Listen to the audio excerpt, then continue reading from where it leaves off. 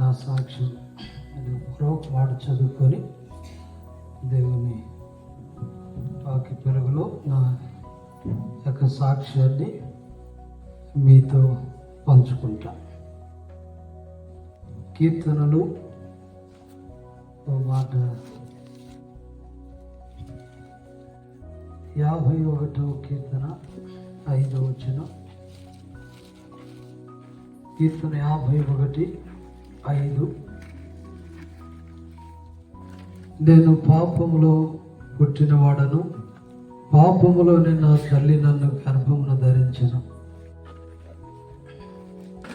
చిన్న ప్రార్థన చేసుకున్నాం. ప్రేమగల తండ్రి యేసు ప్రభువా, మీరే ప్రభువా నా యొక్క గత జీవితం ప్రభువా మరి ఒకసారి మీరు మాకు గుర్తు చేయండి ప్రభువా. మరి ఈ యొక్క సాక్ష్యాన్ని అనేకులు మార్చడానికి కూడా సహాయం చేయండి, కృప చూపించమని ప్రార్థన చేస్తూ యేసుక్రీస్తు వారి శ్రేష్టమైన నామములో స్తుతించి ప్రార్థించి అడిగి వేడుచున్నాం తండ్రి, ఆమేన్. చదవబడిన ఈ భాగం, నేను పాపములో పుట్టినవాడను, పాపములో నా తల్లి నన్ను గర్భమును ధరించను. ఈ మాట ద్వారా దేవుడు నాతో మాట్లాడుతూ వచ్చిన మాట. నిజంగా మరి నా పేరు డేవిడ్. నేను యేసు ప్రభుని మరి నమ్ముకోక ముందు నాకేందంటే ఒక దృఢమైన నమ్మకం, దేవుడు లేడు, మరి దెయ్యం లేదు, ఎవరు లేరు. దేవుడు అనేవాడు ఉంటే ఆయనే దిగొచ్చి నాతో స్వయంగా మాట్లాడితే నేను దేవుడిని నమ్ముకుంటా, లేకపోతే నేను దేవుని నమ్ముకోను అని నా తీర్మానం. మా అమ్మ మా నాన్న ప్రార్థనకు పోయినా వాళ్ళు మరి ఒకవేళ మా అమ్మ కూడా మా నాన్న కూడా అంతకుముందు మరి వాళ్ళు కూడా పూజలు చేస్తూ వచ్చారు. మా వాళ్ళ అమ్మ దీన్ని తీసుకొచ్చింది, అది తీసుకొని వచ్చి చిన్నగా మా అమ్మకి అంటించింది. ఆ మా అమ్మ తర్వాత మా నాయన ఇద్దరు, ఇక వాళ్ళిద్దరూ దేవుళ్ళలో దిగినారు. సరే దేవుళ్ళలో దిగటం, ఇంకా దేవుళ్ళలో మందిరానికి పోవటం, వాళ్ళు అలా చేస్తా ఉన్నాను. మాకైతే మరి మేము వాస్తవంగా 5 అన్నదమ్ములు, 3 అక్కలు. మరి మాకంటే పెద్దన్నయ్య ఆయన కూడా సేవలోకి వెళ్ళాడు, 2 అన్నయ్య కూడా వెళ్ళాడు.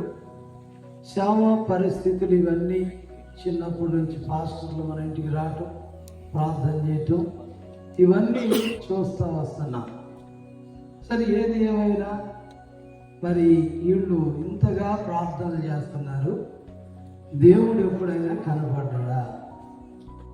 ఎందుకు వీళ్ళు ఈ రకంగా ప్రార్థనలు చేయటం, మీటింగులు పెట్టడం, గొంతుపోయేటట్టు మాట్లాడటం, ఇవన్నీ ఎందుకని చెప్పి నాకు మనసులో దృఢంగా ఉంది. కాబట్టి ఏ పాస్టర్ వాక్యం చెప్పినా నేను నమ్మను.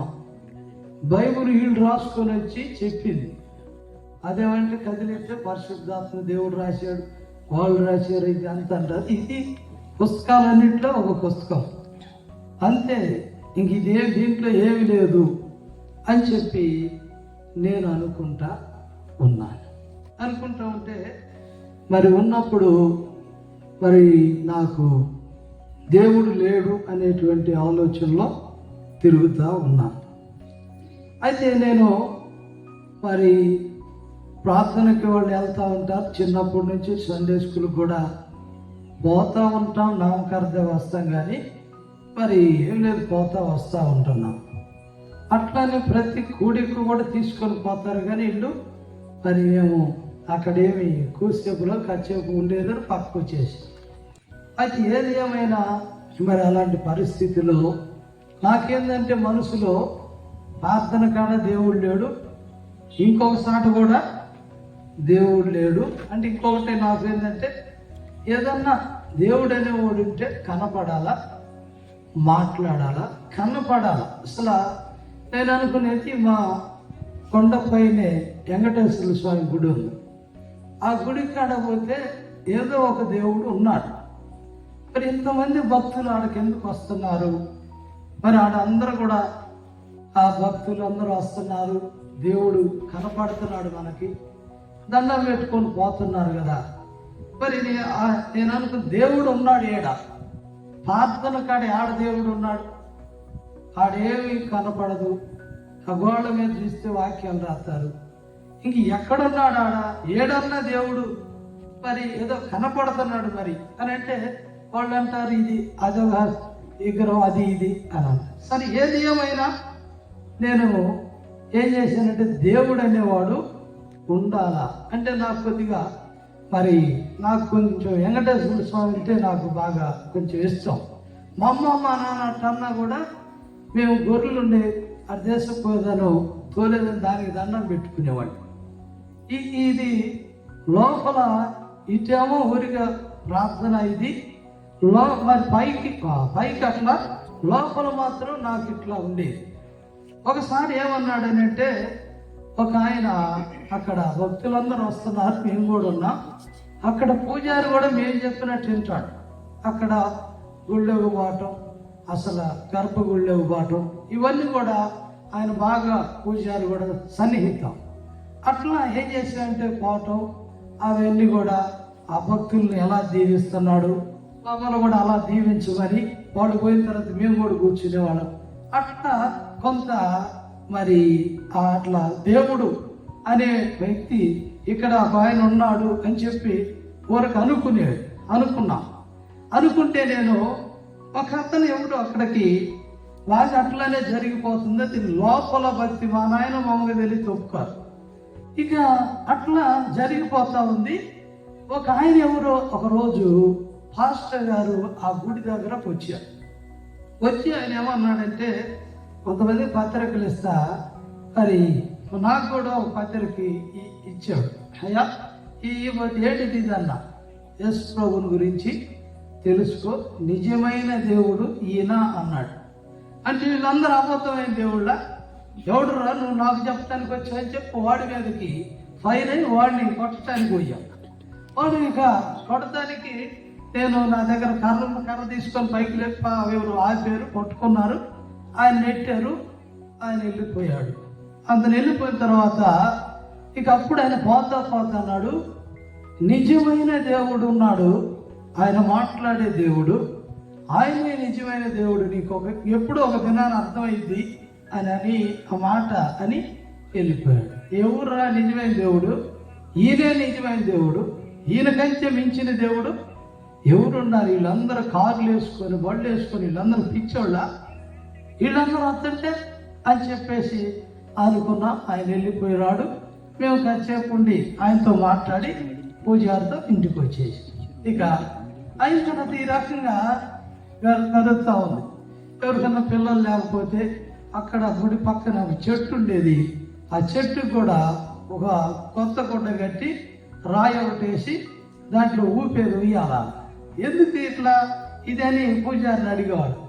పిల్లలు లేని వాళ్ళకి అట్లా ఊపితే పిల్లలు పుడతారని చెప్పేది పూజారి. ఓహో ఇది బాగానే ఉంది అని చెప్పి, ఇదంతా బాగానే ఉంది ఈ దేవుడు అని చెప్పి నాకు బాగా దృఢంగా నమ్మాను.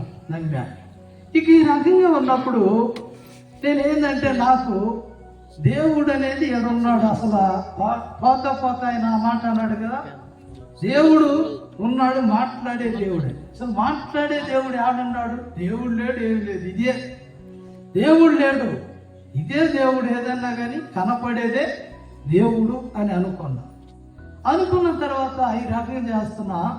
ఒకరోజు ఏం చేసినంటే మరి యవనస్తుల మీటింగు హైదరాబాద్లో జరుగుతుంది, యవనస్తులు యూత్ క్యాంప్కి వెళ్ళాలి అని చెప్పి అన్నారు.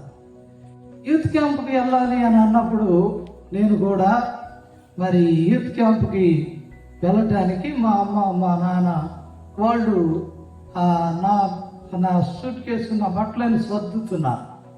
నాకు మాత్రం హైదరాబాద్ పోవటానికి యూత్ క్యాంపుకు పోవటానికి ఇష్టం లేదు. ఎందుకు అని అంటే అక్కడికి పోతే అక్కడ గంటలు ఇక అంతా కూర్చోవాలి, ఏదో పాడతారు అవి ఆ పాటలు ఏం పాడతారో వాళ్ళకి వాళ్ళు పాడుకుంటారు, మనకు ఎందుకు అని చెప్పి ఆడకపోవటం ఎందుకు అనుకున్నాం. అప్పటికి మా బ్రదర్స్ ఇద్దరు మళ్ళీ వాళ్ళు సేవలో ఉన్నారు. నేను అన్నారు, అన్నయ్యలు ఇద్దరు ఉన్నారు కదా, అన్నయ్యలను చూసిరా అన్నారు. పోనంటే కాదు, పోవాల్సిందే, నువ్వు పో అని చెప్పి వాళ్ళు బలవంతం చేస్తున్నారు. బలవంతం చేస్తానేకే నేనేం చేశానంటే, సరే వీళ్ళు నన్ను ఎదురుగా హైదరాబాద్ పంపించేటట్టుందని నేను అక్కడి నుంచి ఇంటి దగ్గర నుంచి అద్దంకి బస్ స్టాండ్కి వచ్చాను. బస్ స్టాండ్ దగ్గరకు వచ్చి ఆ బస్ స్టాండ్ దగ్గర నిలబడుకొని ఉన్నా. ఎందుకు చెప్పండి? బస్ స్టాండ్ దగ్గర ఎందుకు నిలబడ్డానంటే, హైదరాబాద్ బస్సులు మొత్తం పోయినాక ఇంటికి పోయాను అనుకో, ఇక నన్ను ఎవరు హైదరాబాద్ పంపరు అని చెప్పి హైదరాబాద్ బస్సులు పోవటానికి నేను పోయి ఏం చేశాను, అక్కడే నిలబడి ప్రతి బస్సు వస్తాను హైదరాబాద్, నేను అడుగుతాను హైదరాబాద్ పని అంటున్నా, ఆ బస్సు పాపం. తర్వాత ఇంకో బస్సు వస్తుంటే అది కూడా పని అని చెప్పి ఇట్లా అన్ని బస్సులు సాగనమ్ముతున్నా. ఎందుకు? లాస్ట్ బస్సు ఎన్నింటికి ఉంటుందని అక్కడ అడిగా.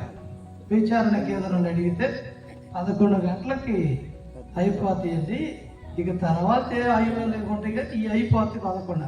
సరే 11 గంటల దాకా ఉండాలి. నేను 8, 7:30 ఆ ప్రాంతంలో పోయానా, 9 ఆ ప్రాంతంలో 9:30 అయింది, 10 అయింది. 10 గంటల నుండి ప్రారంభమైంది బస్సు. 10:30 నుంచి 11 దాకా ఉండాలి. 11, 12 గోదావరి ఇంటికి అని అనుకొని అక్కడే ఆ యొక్క బస్ స్టాండ్లో నేను నిలబడుకొని ఉండా. ఇప్పుడు కూడా ఇటు టాయిలెట్స్ ఉన్నాయి, ఈ ధర్నా అక్కడ దాని ఎదురుగానే నిలబడుకొని ఉండా. అటన్నీ చూసి వచ్చి ఇటు నిలబడి నా చెట్టు దగ్గర. ఇక నిలబడి ఉంటే నాకు అట్నే నిలబడుతున్నా, బస్సులన్నీ పంపించేసేస్తాను, నేను నిలబడుకొని ఉన్నా. నా వెనక నుండి ఒక స్వరము ఏదో మాట్లాడుతున్నట్టు వినపడుతుంది. వెనక నుండి ఒక స్వరం అంటుంది, ఏమని అంటే, హైదరాబాద్ పోతే ఏమైంది, ఎందుకు బానంటున్నావు అని అంటున్నాక వెనక్కి తిరిగి చూశాను. ఎవడు రైడో నాతో మాట్లాడు, నేను బానని నేను వస్తే మా నాన్నమ్మకి ఈడెవడు పోమంటాడు, ఇక ఏడకపోయినాడు అన్నట్టు సన్యాసనం బాధ అన్నట్టు ఏడకొచ్చి ఈడెవడు రా నాయన అని చెప్పి నేను వెనక్కి తిరిగి చూస్తే ఎవరు లేరు. ఇక ఏం చేయాలా? సరే ఎవరు లేరులే, వాళ్ళు ఏదన్నా వినపడ్డారు, ఎవరన్నా అనుకున్నారు ఏమనని నేను మళ్ళీ మా మౌనంగా మళ్ళీ వెనకుండా నిలబడ్డ తర్వాత మళ్ళీ అదే స్వరము వినపడుతుంది. హైదరాబాద్ పోతే ఏమైంది అని అంటాను, నీకెందుకు నేను పోనన్నా, ఇటే మళ్ళీ అడి తిరగకుండా నేను పోను, నీకెందుకు అని అన్నా. అప్పుడు ఒక హస్తము చేయి వచ్చి నన్ను నడిపిన గట్టిగా దెబ్బ అది సరిచింది. ఎట్లాగంటే అది కానీ అప్పుడు జ్ఞాపకం చేసుకుంటే ఇప్పుడు కూడా ఒళ్ళు గరపొడిచింది. అంతలో పెటాన పాటేకే నేను ముందుకు కూడా తిరిగాను అనమాట. ఎవరని చెప్పి అసలు ఇది అంతు చూద్దామని చెప్పి గిర్రనేటి తిరిగాలేకే ఎవరు లేరు. ఏంద్ర ఇది, మా అమ్మ నాన్నలు పెట్టినా ఎవరు ఆయన కనపడలేదు. ఏంది అసలు దెబ్బ మాత్రం కనపడుతుంది, దెబ్బ వినపడుతుంది, దెబ్బ సౌండ్ వినపడింది కానీ మనిషి వినపట్ల. ఏంది ఇది అసలు? నాకు ఆశ్చర్యం. ఇప్పుడు ఇది ఏం చేయాలి అని చెప్పి అక్కడ ఆయన కోడి కట్టుకోలేక ఉంటే మళ్ళీ కొడతాడేమోనని నేను ఇంటికి వచ్చారే వీళ్ళ సూట్ కేసు అన్ని సర్ది హైదరాబాద్ పోయా, ఏడున్నావు, నీకోసం మేము ఎదుగుతామంటే అని అన్నా. నేను పోనంటే ఏంది, ఎందుకు మీరు అంత నన్ను బలవంతం చేస్తారు అని అంటే, లేదునయ్యా పోతే వాక్యం వింటే మంచిది అని నేను చెబుతా ఉన్నా. సరే నేను ఒకటి చెప్పి వాళ్ళకి, సరే నేను హైదరాబాద్ పోతాను, కానీ బస్సుకి నాకు ముందు సీటు ఉంటే పోతా, లేకపోతే నేను పోను అన్నా. ఇప్పుడు ఏం చేయాలా? వాళ్ళు అన్నారు, సరే దేవుడు సాయం చేస్తాడు అని నా నాన్న ఇక అయినా తీసుకొని నన్ను నేను ఎక్కడైతే దెబ్బలు తిన్నానో ఆ బస్ స్టాండ్కి వచ్చామని. ఇప్పుడు బస్ స్టాండ్కి వచ్చి నాకు ఎన్ని గుర్తొస్తున్నాయి. ఒకటేంది, ముందు సీటు ఉంటేనే రిజర్వేషన్ చేయించుకోలేదు, ముందు సీటు ఉండదా? ఉండదు. నాకేంది, ఎన్ని బస్సులు వచ్చినా ఇంకా ఉన్నాయి, ఇక ఉండదు, నేను మళ్ళీ ఎన్నికి వస్తానులే, ఇది ఓరికి వాళ్ళ తిరిగి కోసం పోవటం రావటమేలని చెప్పి నేను ఇంకా ఆడ పోయాను. ఇక పోయిన తర్వాత ఇక ఆడకపోతే వచ్చింది బస్సు వచ్చి ఆగింది. హైదరాబాద్ వీళ్ళు అడుగుతున్నారు, అడుగుతున్నా ముందు సీట్ ఉందా అని అడిగారు. ముందు సీట్ ఈ జాములు ఎందుకు ఉంటుందయా, భలే వాళ్ళు ముందు సీట్ లేదు పని అని చెప్పేసి వెళ్ళిపోతాను. నువ్వు ఎక్కువ వెనకలో ఒకటి ఉందంట, వెనక నేను ఎక్కను, ముందు సీట్ అయితేనే అని చెప్పి అయిన తర్వాత ఇంకా ఏం చేశానంటే ఇంకా అట్లా బస్సులు వస్తూ ఉన్నాయి. బస్సులు వస్తూ ఉంటే మళ్ళీ ఇంకొక బస్సు వచ్చింది, అది కూడా అట్లే ఉంది. ఇంకో బస్సు వచ్చింది, అట్లా 4-5 బస్సులు వరుసలో వచ్చింది. మధ్యలో సీటు ఉందన్నారు, మధ్యలో ఏం ఇబ్బంది లేదు పో అని అన్నారు. మధ్యలో సీటుకి నేను పోను, నేను పోయేది ముందు సీటు ఉంటే పోతా, లేకపోతే లేదు. ఎందుకు, నాకు ఇష్టం లేదు కాబట్టి. ఇది అయిన తర్వాత ఇక నేను ఏం చేసినానంటే ఇక ఇంకొక లాస్ట్ చివరికి ఇంకొక బస్సు వచ్చింది. ఆ బస్సు వచ్చి ఆగగానే ఆ బస్సు ఆయన అన్నాడు, ముందు సీటు ఉందా అని అడిగారు. ఒక్క నిమిషం ఆగని చెబుతాను అన్నాడు. అన్నాక ఆయన ఎవరికో ఫోన్ చేశాడు, వస్తున్నారు సార్ మీరంటే నేను రావట్లేదు అన్నా. నేను రావటం లేదనే లేకే ఇప్పుడు ఎలా అన్నారు, ఆయన అన్నాడు సార్ ముందు సీటు అన్నాడు. అయ్యా ఏం చేయాలా, తప్పించుకుందామంటే ఏడకొస్తేనేమో ఈ దెబ్బ, ఇకొస్తే ముందు సీటు కూడా దొరికింది. ఇప్పుడు ఏం చేయాలి, పోవాలా. సరే అని చెప్పి ఎక్కి కూర్చున్నా. కూర్చున్న తర్వాత హైదరాబాద్ ఏం చేసాం, హైదరాబాద్ పోయా. కానీ 5 ఆడ దింపింది. దింపిన తర్వాత ఇక అక్కడ నుండి హెబ్రోన్కి పోయా.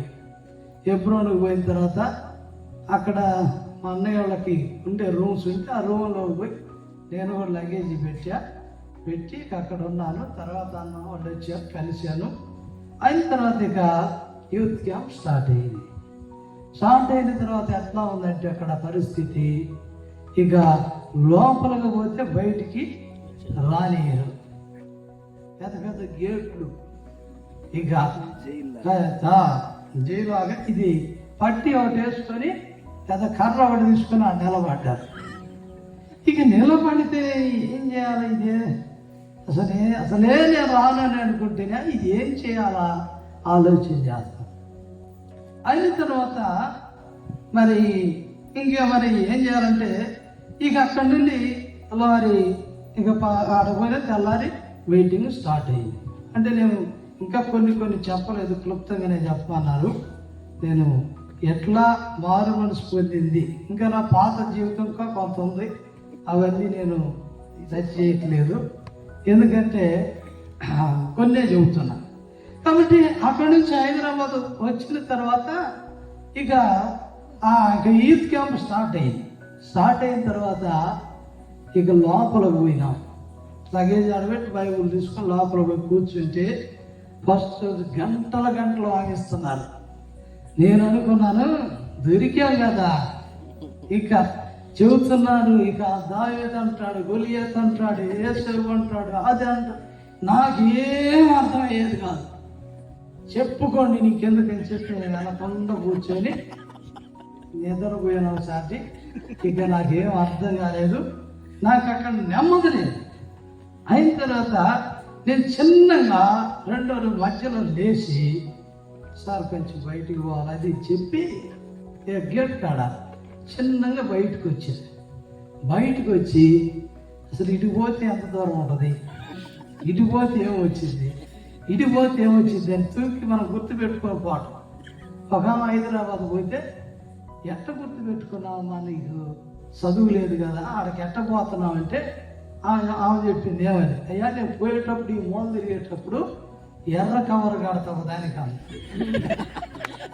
అటు తిరిగిన తర్వాత ఏం చేస్తా అంటే బులుగు కవర్ కడతాను, అవతల పోయినాక ఏం చేస్తానంటే అక్కడ ఇంకో కవర్ కడతాను. ఈ కవర్లు చూసుకొని పోతాను. నేను కూడా ఏం చేస్తానంటే కొత్త కదా పోయింది, ఇక్కడ ఈ కొట్టు ఉంది, తర్వాత మళ్ళీ రిటర్న్ రాకపోతే అని మనకు తెలియదు కదా, ఇక్కడ స్లిప్ ఇచ్చారు ఏంటి భోజనం మళ్ళీ టయానికి రావాలి. కాబట్టి నేను ఏం చేసినానంటే ఇక స్లిప్ మాత్రం జాగ్రత్త పెట్టుకున్నా. ఏది ఆ స్లిప్ జాగ్రత్త, భోజనం జాగ్రత్త పెట్టుకుని అది ఉంటేనేనంట భోజనం పెట్టి ఇక పోవటమను అవన్నీ చూడటం చూసుకొని మళ్ళీ మళ్ళీ టయానికి భోజనం రెడీ అయింది, మళ్ళీ తిరిగి వస్తాం, మళ్ళీ తిరిగి వచ్చేది. ఈ సంగతి ఎవరికి తెలియదు, మా అన్నయ్య వాళ్ళు ఉన్నారు వాళ్ళకి కూడా తెలియదు. నేను తప్పించుకొని పోయేది, పారిపోయేది ఎవరికి తెలుసు. ఇక అందుకే నేను అటు పోయేది చూసేది, లేకపోతే అటు ఇటు కాలం గడిపేది, మళ్ళీ వచ్చా. ఇక ఇట్లా కూర్చున్నాను. ఒక రోజు అయిపోయింది, రెండో రోజు అయిపోయింది, మూడో రోజు, దాదాపు 5 రోజులు యూత్ క్యాంప్ అక్కడ జరిగింది. 2 రోజులు అయిపోయింది. మూడో రోజు నేనేం చేసినానంటే ఇక ఈ రకంగా చెబుతూ ఉన్నాను. చెబుతూ ఉంటే 3వ రోజు వాక్యం చెబుతున్నారు. తర్వాత మరి నేను కూడా ఇక వాక్యం ఆడ పోవటం, ఫస్ట్ రోజు పోయాను కూర్చున్నాను, 2వ రోజు బయటకు వచ్చాను. తర్వాత 3వ రోజు లోపలికి పోయినా కూడా మళ్ళీ బంధించినట్టే ఉంది. చిన్నగా ఎట్టకట్ట తప్పించుకొని 3వ రోజు కూడా వచ్చాను. అదే పాపుతా. 3వ రోజు చేసిన 4వ రోజు ఇక రానియటానికి కుదరకపోలేకే ఇక ఏం చేస్తా కూర్చున్న తర్వాత ఇక నాకు ఏం చెబుతున్నాడంటే ఆయన వాక్యం చెబుతా ఏమంటున్నాడంటే, సత్య పరలోకానికి పోతావు, అటు ఇటు తిరిగిపోతున్నావు, నీ ఇష్టము, జాగ్రత్త, సత్య నరకానికి పోతావు. యేసుప్రభు నమ్ముకున్నావా, పాపాలు ఒప్పుకున్నావా, హృదయం యేసుప్రభుకి ఇచ్చావా అని చెప్పి బల్లగుద్దుతున్నాడు. తిమోతికి ఇక ఏం చేయాలా, నేను అటు ఇటు తిరుగుతున్న సంగతి ఆడవాచ్యమానికి తెలుసు, ఇంకెవడికి తెలియదు. ఆయన్నే కదా అడిగిపోతుంది, ఇతనే కాదు ఇతను చెప్పుకుంటాను నా కథ అంతని. నేను ప్రార్థన అయిపోయి వాళ్ళ సంగతి చెబుతాను.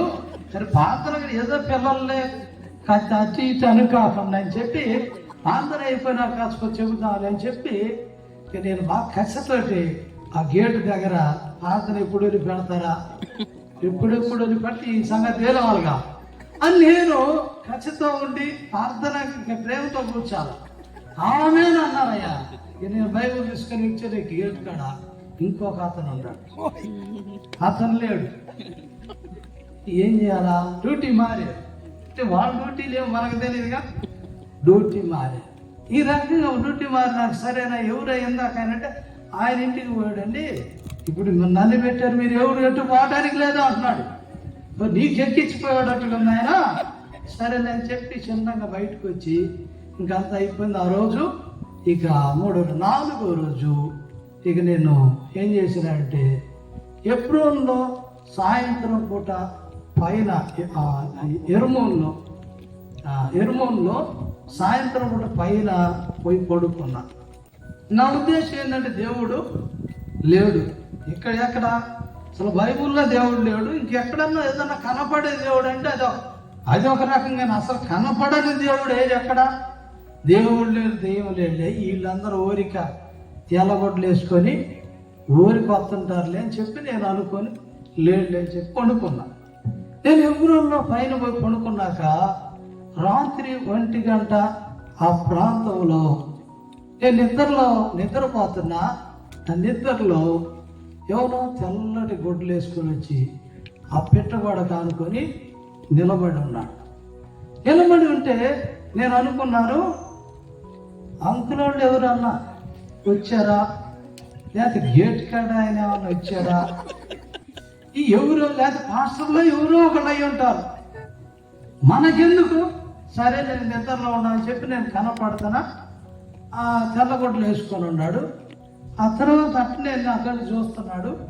నేను ఆయన కళ్ళ చూసి నిద్రలో ఇక కనపడుతూ ఉన్నాడు.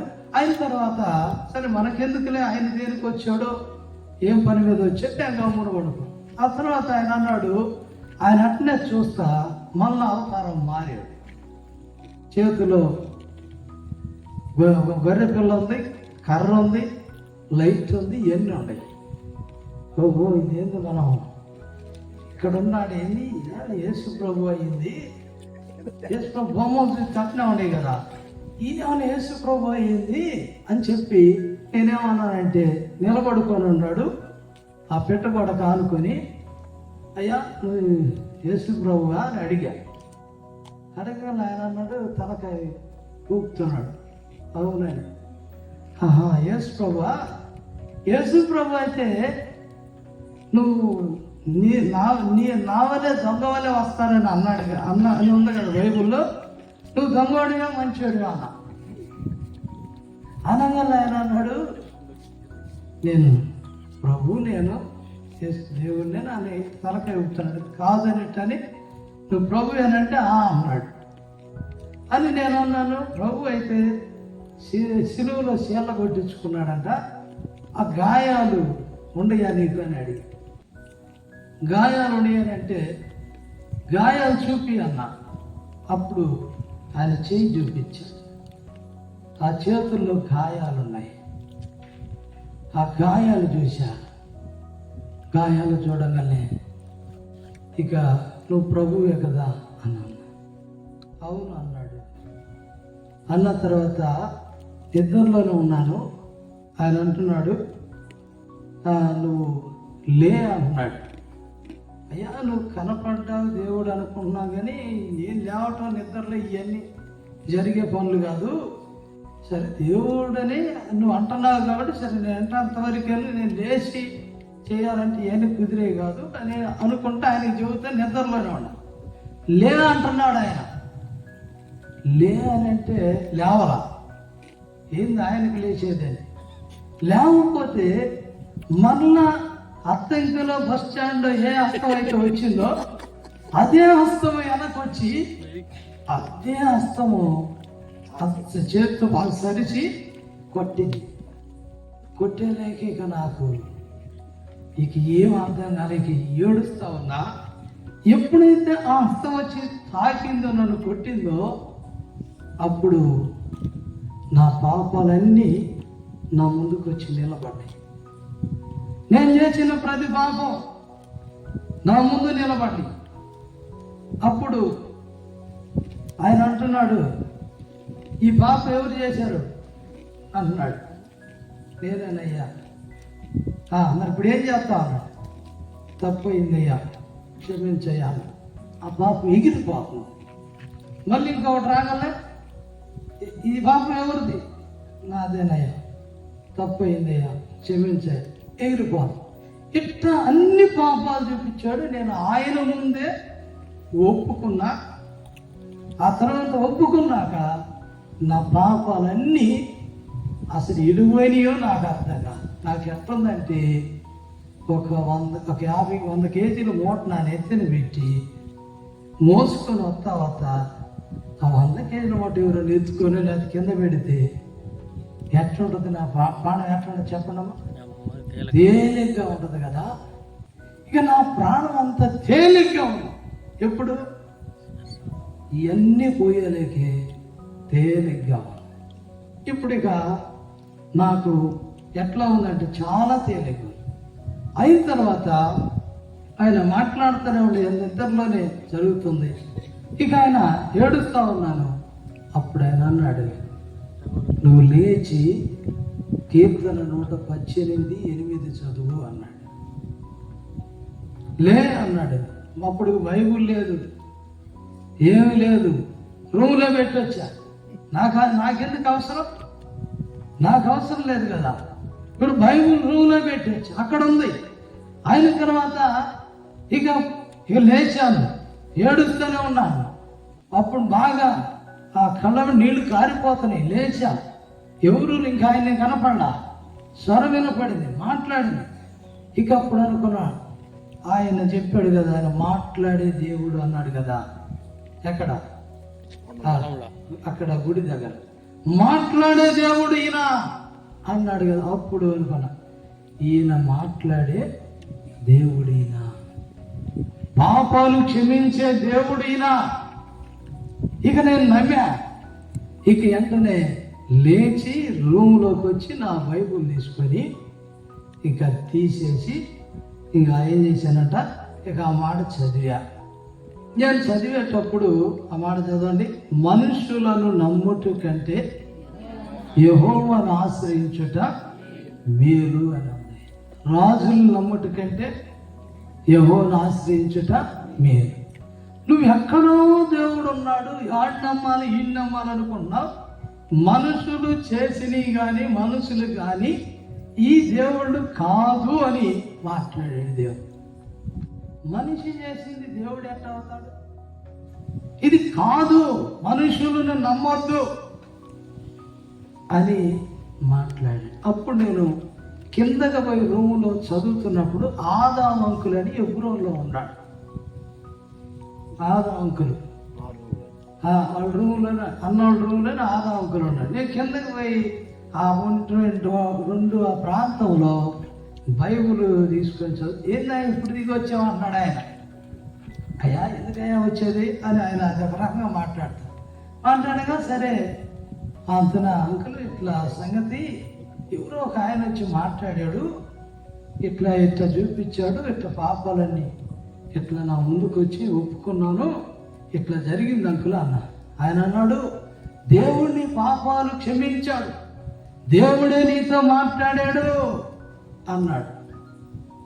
ఏడో దేవుడే మాట్లాడాడు. సరే నేను చెప్పి ఇక ఆ వచనం చదువుకొని అతను బైబుల్ అప్పుడు తీసుకొని పోయి అక్కడ పెట్టుకొని పడుకున్న తర్వాత ఇక మళ్ళా ఇక తెల్లారింది. నేను మళ్ళీ ఎబ్రోన్లోకి వచ్చాం. మళ్ళా వాక్యం చెబుతా, మళ్ళా అదే వాక్యం మరి ఇక తిమోతి అంకుల్ చెబుతున్నాడు. ఈ వాక్యం చెబుతా, ఎన్నిసార్లు గద్దించిన లోపడిన వారికి మరి తిరుగులేని హఠాత్తుగా మరణం వచ్చింది.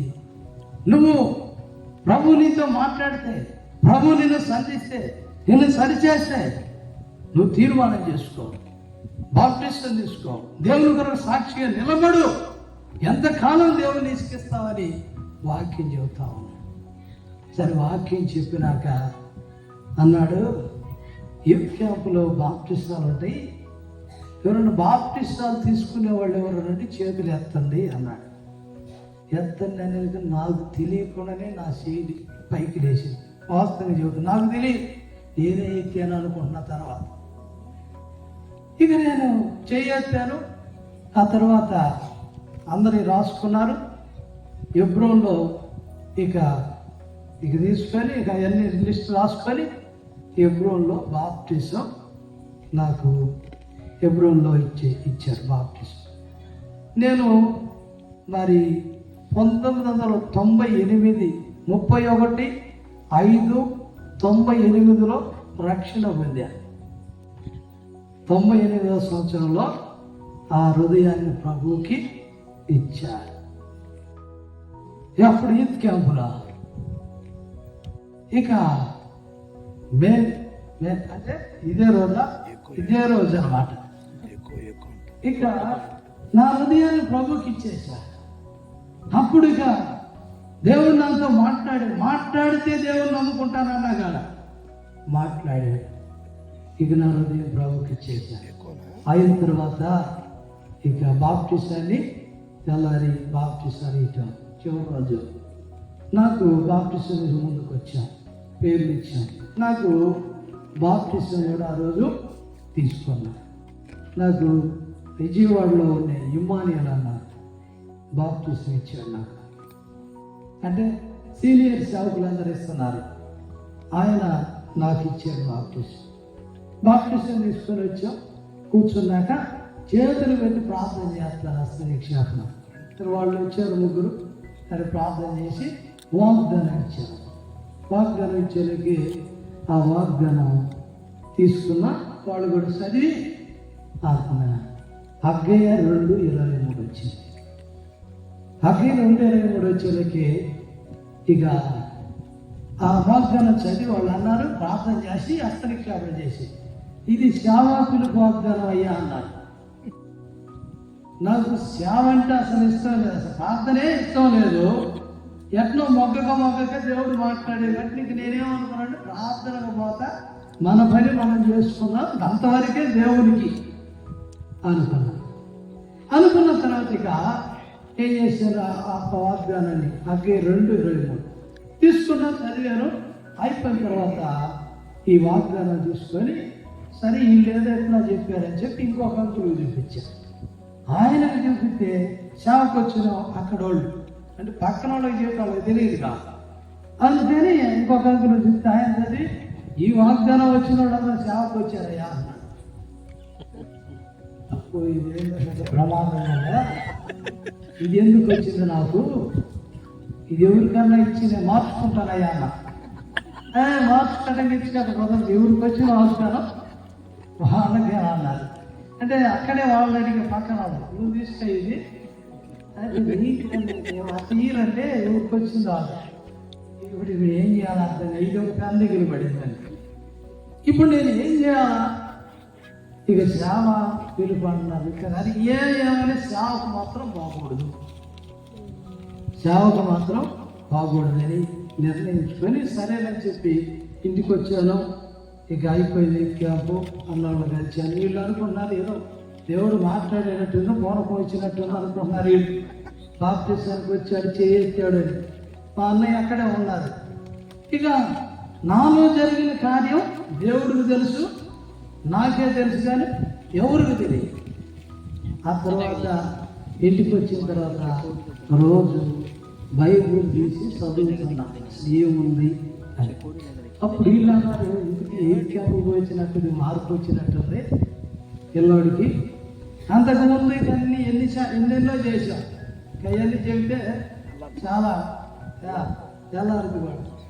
ఎందుకంటే అవి ఏదంటే ఒకటి చెబితే ఎగ్జాంపుల్, మేము ఎట్లాంటి వాళ్ళంటే ఇంటి దగ్గర ఉన్నప్పుడు రాత్రి పూట 10 గంటలకు వరకు 11 గంటలకు లేచి 12 ప్రాంతాల కుర్రాళ్ళు అందరూ పోయి ఎవరి చేనులోనన్నా దాసకాలు ఉంటే ఏం చేశారంటే ముందు పొదుగులు పోయి అతను అడిగితే వాళ్ళు అది ఇది అంటారే, ఏది నీకు పిల్లలకి ఇచ్చేదే అని అన్నప్పుడు సరేలే అని చెప్పి 12 గంటలకు పోయి ఆ చేనులో దాసకాలన్నీ కాసుకొచ్చి మొత్తం తిన్నవరకు తినేదని తెచ్చుకొని మా ఇంటి పక్కనే ఇంకొక ఇల్లు ఉంది, వాళ్ళకి 2-3 తొట్లు ఉంటాయి. ఆ తొట్లకు పోసేదని మేము మళ్ళీ పోయి ఇంటికాడ పడుకునేది.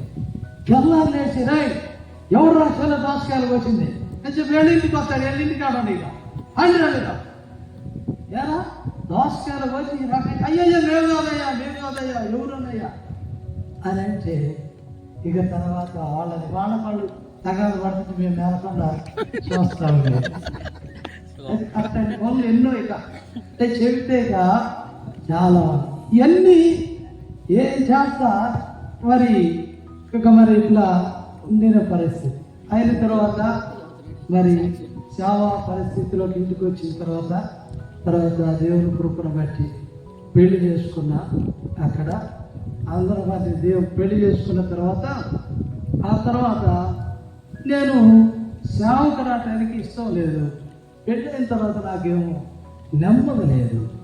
అయిన కానించి మరి దేవుడు కనికరించి బాధలకు సాటైన సహాయం ఇచ్చాడు. అంతా బాగానే ఉంది, కానీ నెమ్మది లేదు. ఏం చేయాలా ఇక నాకు ఏం అర్థం కాలేదు. ఒకరోజు నెమ్మది లేకపోతే మా అన్నయ్య ఇప్పుడు వాక్యం చేసే సాల్మాన్ అన్న హైదరాబాద్ నుంచి వచ్చారు. వచ్చిన తర్వాత ఒకరోజు మేము మాట్లాడుకుంటుంటే అన్నకు చెప్పినా ఏంటండి ఈ వాగ్దానం ఎబ్రోన్లో వచ్చింది, ఇంటికి వచ్చింది కానిచ్చింది నెమ్మది లేదు, ఇది ఏంది అసలు నాకేం అర్థం కాదు. రేతులే లేచి ఏంటంటే మా మామూలు ట్రాక్టర్ పోను అటు ఇటు ఏదో పని మీద పోయినట్టు అట్లా నెమ్మది ఉండేది కదా. ఇప్పుడు ఏం చేయాలని చెప్పి అన్నయ్యని అడిగాను. ఆ విధంగా అన్నాడు, మరి ఇది శ్రావణ పిలుపు వాగ్దానం, కానీ ఒక పని చెయ్యి, ఈ వాగ్దానం కాదు యేసయ్యా, ఈ వాగ్దానం కాదు, నువ్వు నిజంగా నన్ను సేవకు పిలిస్తే ఇంకొక వాగ్దానం ఇస్తే సాగుపో, ఈ లేదనుకో ఇంటికాడ ఉండిపోవాలి. ఇదేదో బాగుంది, ఇన్ని వాగ్దానాలు రేపు తీసుకుపోయేటప్పుడు నాకెందుకు వచ్చింది రే సేవది అని కొంచెం గాలి పీల్చుకొని మంచి మాట చెప్పామన్నా సరే అని చెప్పి నేను కూడా ప్రశాంతంగా ఉండి ఇక అసలు ఇక ఉన్నా. తర్వాత వాగ్దానాలు వచ్చి నీకు కొద్ది రోజులు వాగ్దానాలు వచ్చినాక మాకు ఎట్లుంటాయంటే మా ఊరు మొత్తం ట్రాక్టర్ పెట్టుకొని ట్రాక్టర్ నిండా పోతారు, ఆ రేతులంతా ఉంటారు, వాగ్దానాలు తీసుకొని చదివించుకొని మళ్ళీ ఇంటికి వస్తారు. ఇట్లా ఆ రోజు కూడా ట్రాక్టర్ పెట్టారు, అందరం పోయిన తర్వాత ఇక తెల్లవారు వాక్యం చెప్పారు. హైదరాబాద్ నుంచి వచ్చారు. సరే ఏదో చెప్పారు, మేము విన్న వరకు విన్నాం, అందరం పోయామని చేసాం. అయిన తర్వాత జల్లారి వాగ్దానాలు. ఇప్పుడు నా గుండెల్లో రైలు నేను అనుకున్న మొత్తం అందరూ పోయి తీసుకున్నారు.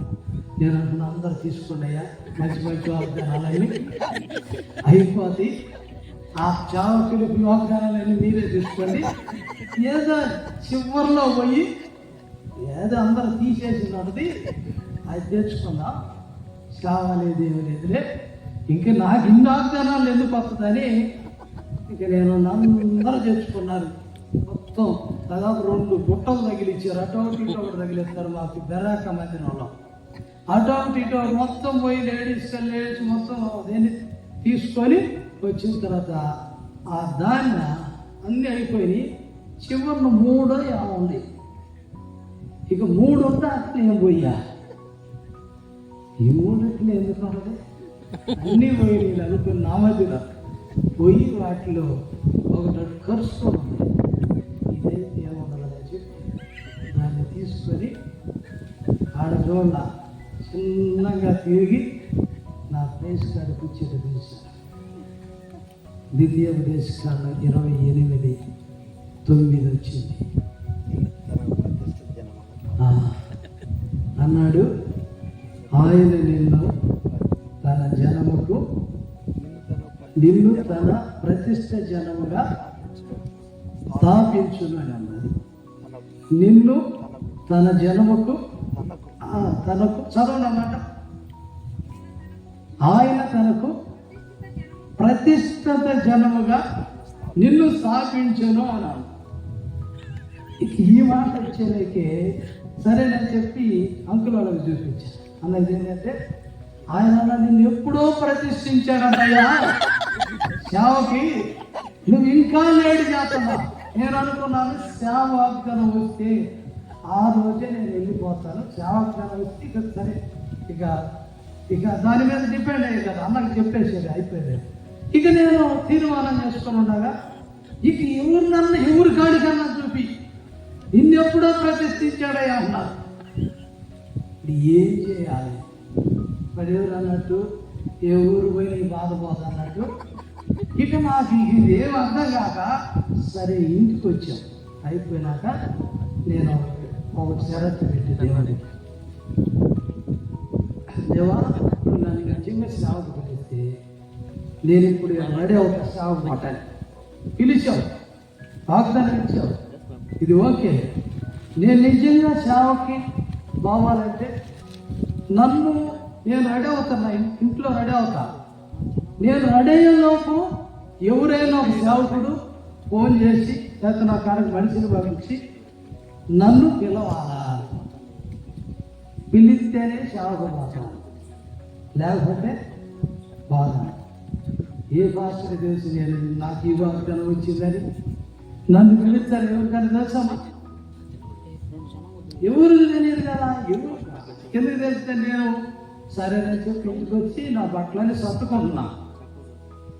సర్దుకుంటా ఎవరు పిలవర్లే, పొదుగు కింద ఆకుంటే ఎవరు పిలవకపోతే ఆగిపోదాం అని నేను నా బట్టలని సర్దుకుంటానికి అర్థం గురించి ఒక అబ్బాయి వచ్చాడు. ఆజం లాంటి కొడుకు ఒక అబ్బాయి మనవడు ఒకడు చనిపోయాడు. అబ్బాయి సేవకు వచ్చి సేవలోనే బాగా వచ్చాడు. ఆ అబ్బాయి వచ్చాడు ఇంటికి వచ్చి అన్నాడు, ఇశ్రాయేలీయులు మీ కొడుకుని దేవుడు అనని జాన్ సుబ్బారెడ్డి గారి సేవకు రమ్మన్నాడు, పిలుస్తున్నాడు, ఈరోజు రమ్మన్నాడు అన్నాడు. అప్పుడు ఇక ఇంకొంత మంచిది కాదు, దేవుడు పిలుస్తున్నాడు, ఎన్ని చెప్పినా తప్పించుకున్నారని కుదరలేదు. నాకేంటంటే సేవ చేయటం ఇష్టం లేదు. ఆ కష్టాలు, ఆ బాధలు, ఆ ఇబ్బందులు ఇవన్నీ చూసి నాకు వద్దయ్యా, ఈ పోస్ట్ మాత్రం వద్దాను. ఇంకేదన్నా ఆయన ఊరుకోక పిలిస్తే సరే ఇక నేను చెప్పగలే. నేను అన్నాను, సరే ఇంకొక పరీక్ష పెడదాం అని చెప్పి పెళ్ళి అయింది కదా, అప్పుడే పెళ్ళి నా భార్యకు చూద్దాం, సాగుపోతున్నానమ్మా అని చూద్దాం, వద్దు అంటే ఆగుదాం, సరే పో అని అంటే పోతానని చెప్పి నేను మనసు అనుకొని ఆమన్నా వద్దంటే ఎవరికి ఇష్టం నాకు భార్య భర్తలు కూడా ఇష్టం నాకు సేవ చేసేది అని నేను మళ్ళీ వచ్చి ఆమె కూడా చెప్పేట ఏదమ్మా ఇట్లా దేవుడు పిలుస్తున్నాడంటే సేవ పోవాలి. ఇక నా పని అట్టుందంటే నడి సముద్రంలో పోయి జోకరా నాయన, నువ్వు ఈతొస్తే రా, లేకపోతే మునిగిపోన్నట్టు ఎవరు చెప్పినా ఇదే చెబుతున్నా. సరే ప్రార్థన చేసుకున్నాను ఇంటికాడ. అమ్మ నువ్వు కొంతకాలం ఏడ ఉండాల్సి వచ్చింది, తర్వాత నేను పోయినాక దానికి ఇష్టమేనంటే ఇష్టమేనా. అక్కడి నుంచి నా బట్టలు సర్దుకొని అన్నీ తీసుకొని వేసుకోనికి వచ్చాను. వేసుకోనికి వచ్చినాక నేను పోయేందుకు ఊరు లేదు, తలుపులు వేసుకుని తర్వాత నేను తీశారు. నా లగేజ్ లోపల పెట్టుకున్న తర్వాత ఇక అక్కడ ఎవరు లేరు, మీటింగ్కి వెళ్ళిపోయారు అంకులు. నేను పోయేది 9:30 అట్లా అయ్యి అలా చేరుకునేది. ఇక నేను పడుకున్నాను, అక్కడే గేటు కొద్దిగా ముందుగా పడుకున్నాను. నాకు నిద్ర పట్టింది, ఫస్ట్ రోజు కదా, ఆడ ఎట్లున్నాను ఏంది నాకు తెలియదుగా. నేను పడుకున్న తర్వాత అంకులు వచ్చారు, ఏమైనా వచ్చింది, ఆగింది, అందరు దిగారు, ఎట్లు పోయారు. నేను నిద్రపోతానే ఉన్నా, నాకు తెలియదు దిగింది ఇవన్నీ. అయిన తర్వాత వీళ్ళు వచ్చి పెద్దలు ఈయన ఇదిగాయా, ఈయనంతా షాక్ వచ్చింది, మనం వచ్చింది కూడా తెలియదు, నిద్రపోతున్నాడు, మరి ఈయన ఏం చేస్తాడు సేవ అని అన్నారట. అని ఎటువంటి అడిపోయారు. తెల్లారి సంఘ పెద్దలు ఆ సేవకుడు వచ్చి తను పిలిచాడు. పిలవగానే పోయాను, వాళ్ళ ముందు నిలబడ్డా. జాన్స్ పడ్డానికి కూడా ఉన్నాడు, ఎదురుగా కూర్చొని అన్నాడు, అయ్యా ఇక్కడ పెద్దలు అన్నాడు, ఆ జయరాముకులని అని అన్నాడు. సేవ అంటే బ్రదర్ తెలుసా అన్నాడు. ఈ సేవ చేస్తాం జరిగింది, సేవ అంటే సాగు అన్నాడు. సేవ అంటే సాగు అన్నాడు. సరే అన్నాడు. నన్ను ప్రభు పిలిచాడు, పిలిస్తేనే నేను వచ్చాను అన్నాడు. సచ్చినోడే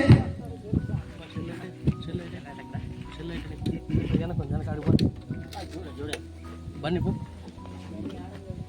అసలు నువ్వు పోయితే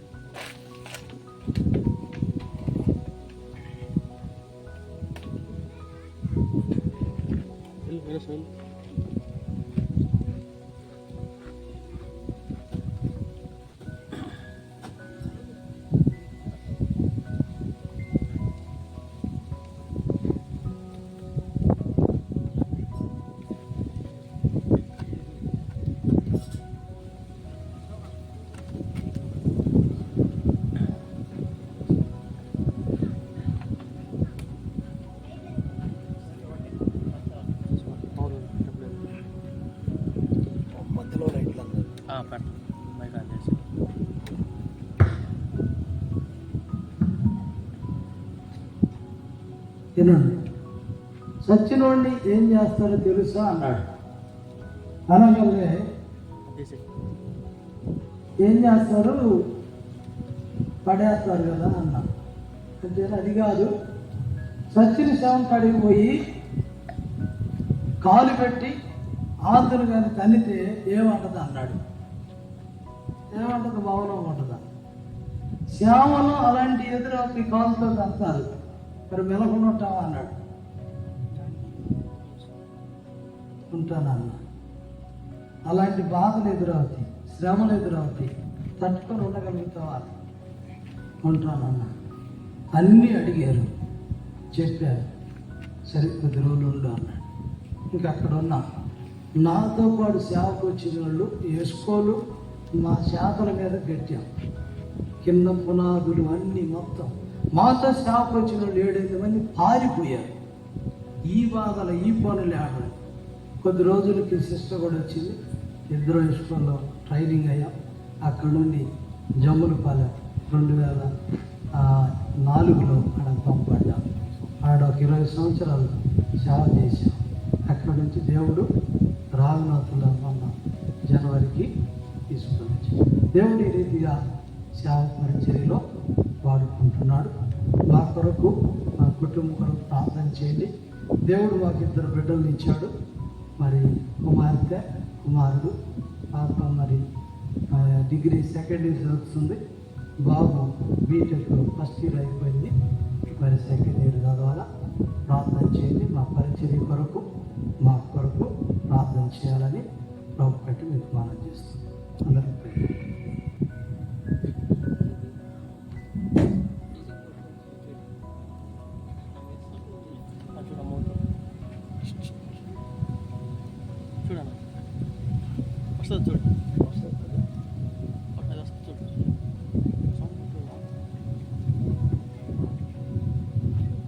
సమయంలో పాట పాడుకుందాం. ఆ తర్వాత మనము దేవుని వాక్యాన్ని